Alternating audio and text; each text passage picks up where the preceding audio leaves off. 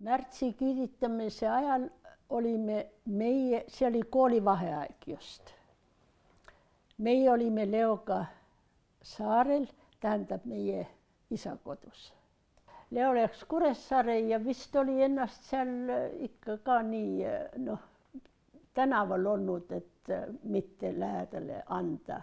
Meie siis tema kartis, et meid ka ikka võetakse jällegi, aga meid ei puudutatud tookord.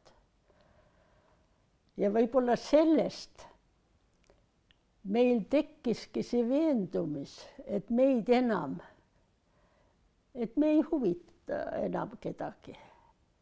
50. aastal Leo õppis keskkooli viimases klassis, mina olin 8. klassis Kuressaares. Ja õppetundide ajal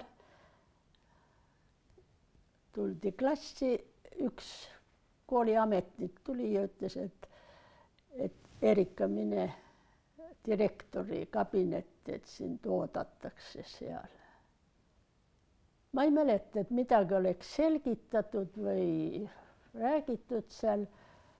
Ja nii siis meid viidi Leoga läbi linna elukohta Kungla tänavale Kuressaares, kästi pakkida asjad. Võtsime siis oma kompsud ja meid viidi vanglasse. Ja kui mind, Leost ma enam ei tea, Leo sattus meeste poole peale, läksin kongi, tehti uksla, tuba oli täis kõik passiolka tüdrukuid.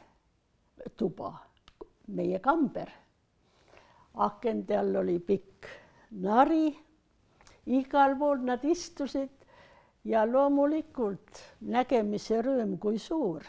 Me polnud ju aastaid näinud. Seal tehti meist ikka juba ilusad pildid, rinna peal number ja nimi ja näpujäljed ja nii, siis juba tulime natukene maa peale.